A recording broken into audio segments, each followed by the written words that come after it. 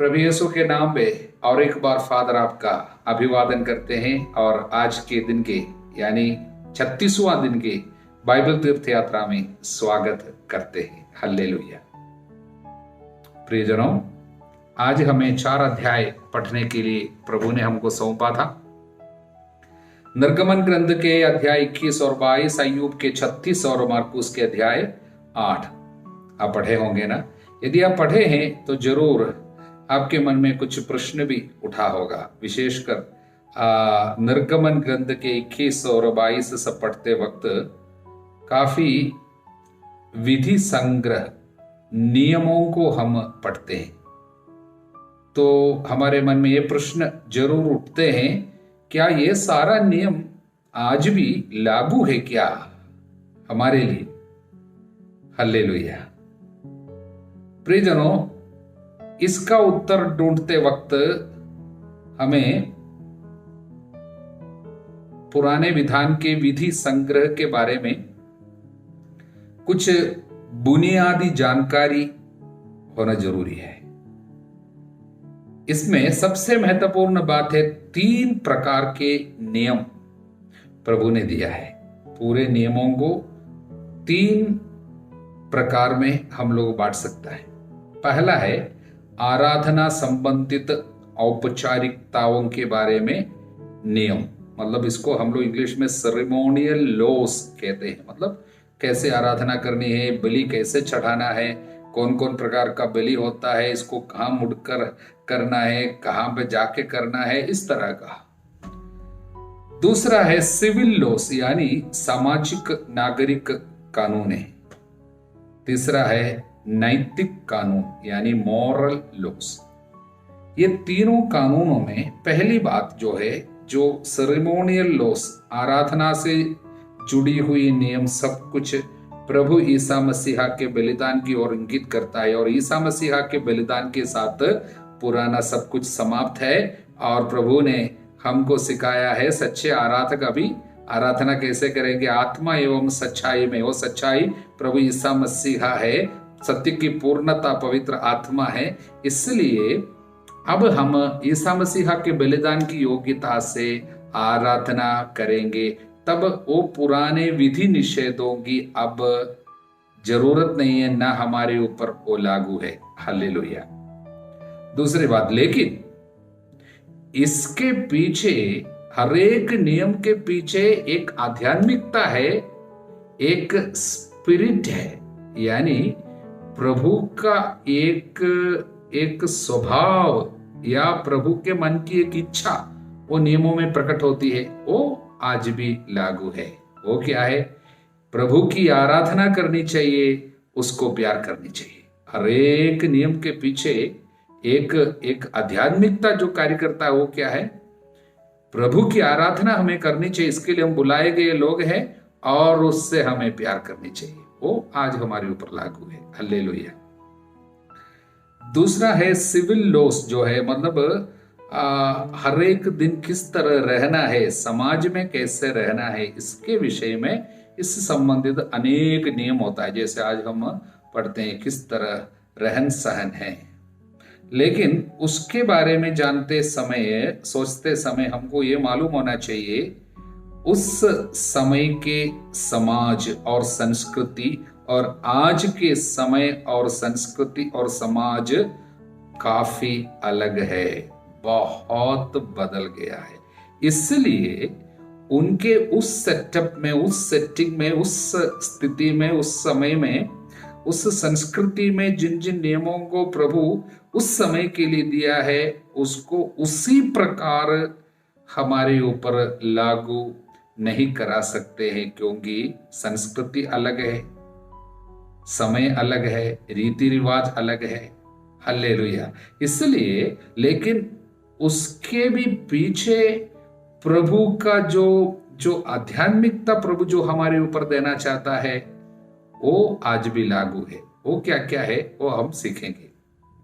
और तीसरी बात जो है मॉरल लॉस, नैतिक कानून, मॉरल लॉस, जो कि वो प्रभु के हृदय को अपने पूर्ण रूप से प्रकट करता है। प्रभु हमसे क्या चाहता है, उसमें कोई बदलाव नहीं, पूर्ण रूप से हमारे ऊपर लागू है।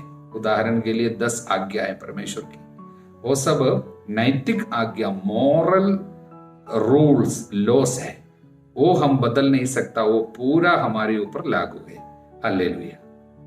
निर्गमन ग्रंथ के अध्याय 21 में पहुंचते प्रवेश करते वक्त हम लोगों को दास संबंधित नियम देखने को मिलते हैं।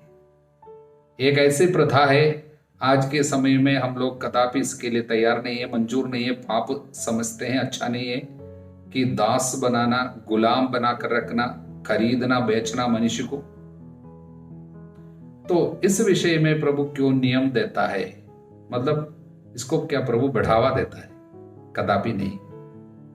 प्रभु हमेशा एक संस्कृति पे काम किया है, लेकिन यहां पर एक बात मालूम होना चाहिए आपको, प्रभु की इच्छा कदापि यह नहीं है कि आप दास दासियां बनाए रखे, मनुष्य को खरीदे बेचे। प्रभु की इच्छा बिल्कुल नहीं है।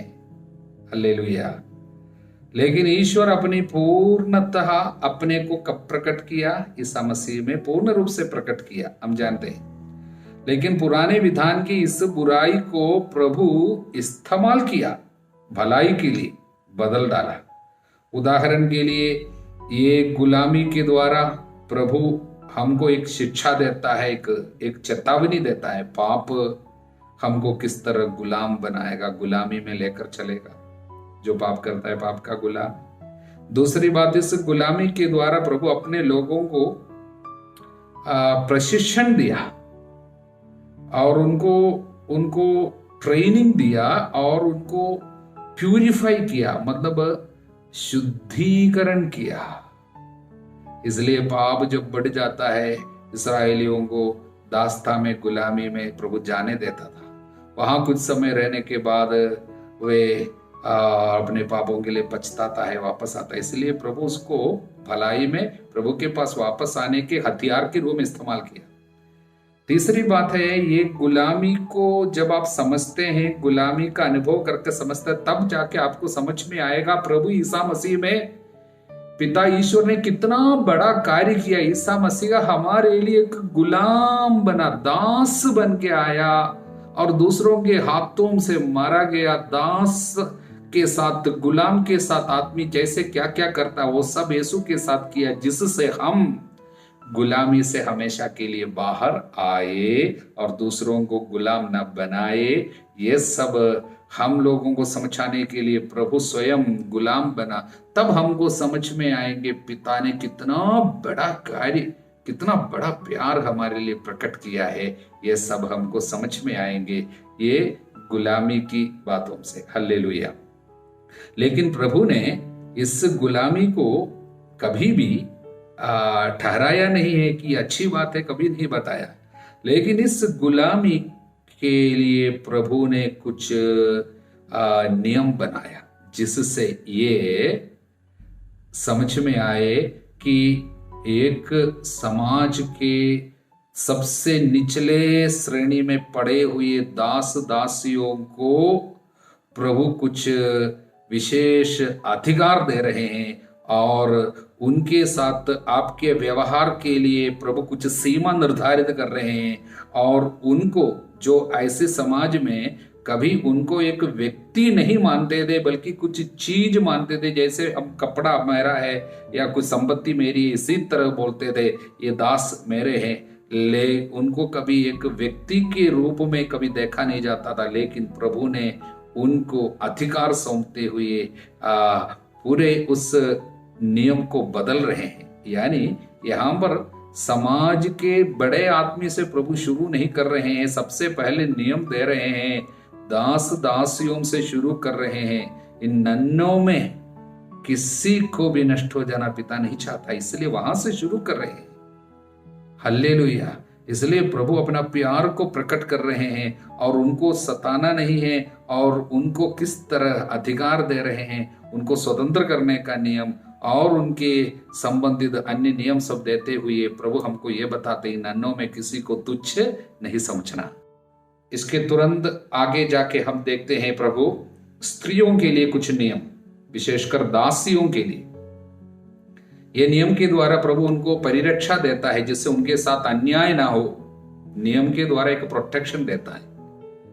देखिए प्रियजनों, समाज में जब आदमी लोग पूरा अधिकार करके रखने वाले समय है, वो उसको पैटर्नलिस्टिक सोसाइटी बोलता है।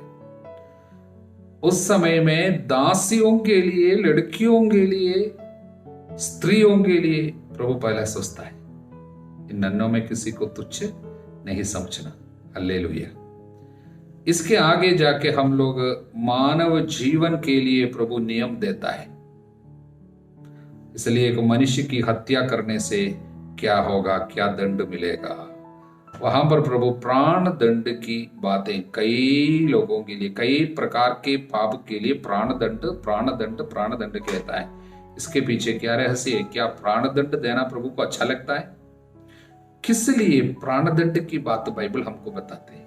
हालेलुया। द कैपिटल पनिशमेंट क्यों प्रभु चाहता है? क्या पहली बात, प्रभु बिल्कुल नहीं चाहता। प्रभु का स्वभाव यह नहीं है कि मनुष्य को इस तरह मरते देखे, बिल्कुल नहीं। इसलिए बाइबल बाद में कई बार, उदाहरण के लिए हम लोग नबियों के ग्रंथों में, एसकीएल के ग्रंथ में सब पढ़ते हैं। प्रभु कहते हैं, मैं नहीं चाहता कि कोई पापी मर जाए, बल्कि मैं चाहता कि वो पश्चाताप करे, मेरे पास लौट आए, वो जीवित रहे। तुम क्यों मरना चाहते हो? इस तरह प्रभु बार बार कहता है। इसका मतलब प्रभु किसी पापी को मरने के लिए यूं ही नहीं देता, लेकिन यहां पर नियम में प्राण दंड की बातें कई बार कहा गया। इसका कारण क्या है? सबसे पहली बात यह है, प्राण दंड के पीछे एक नियम है। वो नियम उत्पत्ति के अध्याय 9 वचन 6 में है। जो मनुष्य का रक्त बहाता है, उसी का रक्त भी मनुष्य द्वारा बहाया जाएगा। क्योंकि कारण ईश्वर ने मनुष्य को अपना प्रतिरूप बनाया है। मानव जीवन के महत्व और मूल्य समझने के लिए यह नियम रखा गया है। यदि मनुष्य का रक्त कोई बहाएगा, उसका रक्त बहाया ही जाएगा, क्योंकि रक्तपात के बिना पापों की क्षमा नहीं होती है। कहां पर लिखा है? इब्रानियों के अध्याय 9 वचन 22 में लिखा है। प्रियजनों, प्रभु के स्वरूप में मनुष्य को बनाने के कारण उनका रक्त बहाना नहीं है। अगर बहाने से उस आदमी को मार डालना चाहिए, जिससे वो किसी और को फिर से ना मारे। प्रियजनों, जो कोई जिसके द्वारा पाप करेगा, उसी के द्वारा यंत्रणा मिलेगा। वो नियम है। उस नियम को प्रभु अनुमति दिया है। कारण क्या है? क्योंकि प्रभु न्यायी है। लेकिन क्या है? प्रभु चाहता है? नहीं। इसलिए इस पाप के या इस दंड के चंगुल से उनको छुड़ाने के लिए प्रभु फिर क्या किया?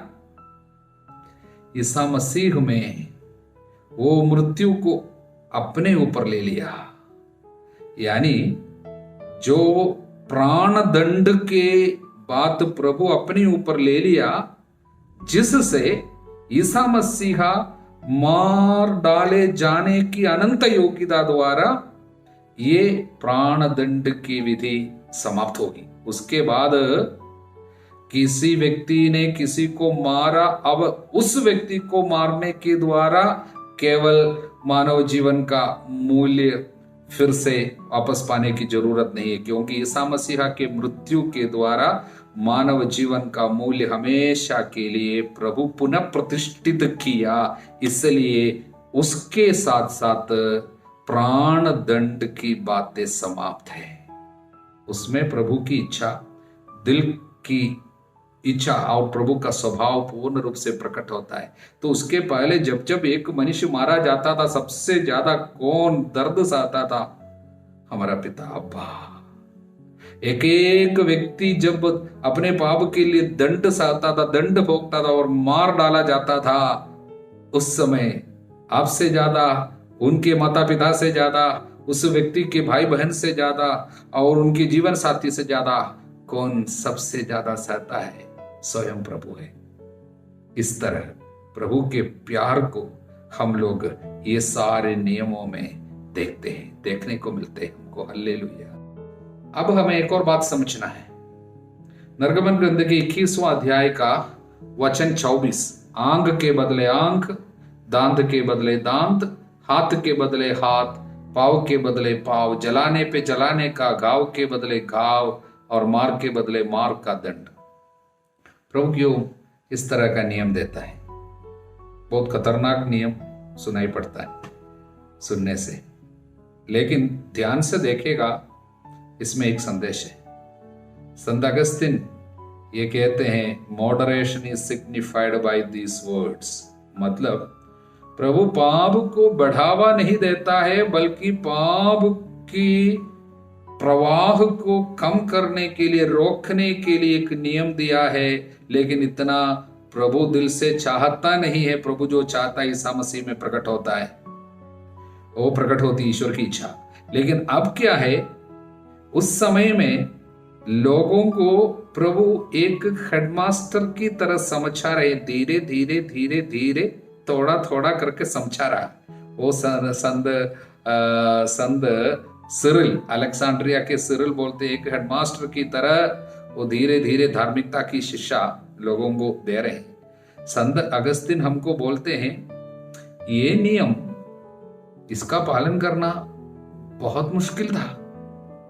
उदाहरण के लिए, आपको कोई एक घुसा मारा इधर, तो आप क्रोध में आके कितना ज्यादा उनको देना नहीं चाहेगा क्या? एक में आप सीमित रखेगा।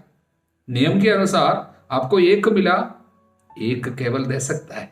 एक दांत आपका किसी ने गिराया तो आप क्रोध में आके उनका सारे दांत निकाल देने को जाएगा। लेकिन वहां पर प्रभु रेस्ट्रिक्शन, नियम के द्वारा प्रभु उसको रोकता है। नहीं, आप उसका भी एक दांत केवल गिरा सकता है। आपको किसी ने एक गाली दिया तो एक शब्द केवल, एक गाली केवल उनको दे सकता है। ये बहुत मुश्किल है इस नियम का पालन करना, क्योंकि उससे ज्यादा हम देना चाहेंगे। हमको जितना मिला उससे ज्यादा उनको मिलना चाहिए, ये हमारा स्वभाव है। उस स्वभाव को प्रभु रोक रहे हैं। वो संत अगस्तिन कहता है, शांति का शुभारंभ इस पे है। लेकिन प्रभु जो चाहता है वो पूर्णता है। वो कहाँ है? एक गाल पे थप्पड़ मारेगा, दूसरा भी दिखाना। हालेलुया। वो प्रभु यीशु में हम प्रभु पूर्ण रूप से ईश्वर को प्रकट करते हैं। इसलिए ये सब क्यों है? इतना नियम मूसा के द्वारा, हृदय के कठोरता के कारण मूसा के द्वारा प्रभु ने इतना नियम दिया, जिससे हम और पाप को बढ़ावा नहीं दे पाए। हालेलुया। अब हम अय्यूब के ग्रंथ में एक सुंदर संदेश, अध्याय 36 वचन 15, वह दुख द्वारा दुखियों का उद्धार करता, विपत्ति द्वारा उन्हें शिक्षा देता है। पुराने विधान में अब हमने जो बातें देखी है उससे का ही अलग रीति से प्रभु हमारे सामने रख रहे हैं। मतलब हमारे जीवन में जो दुख आता है वो दंड के रूप में आता होगा, विपत्ति के रूप में आता होगा, हमने जो पाप किया उसके कारण आया होगा। लेकिन वो सारे दंड को, दुख को, तकलीफ को, विपत्ति को प्रभु इस्तेमाल करेंगे भलाई में। किस तरह?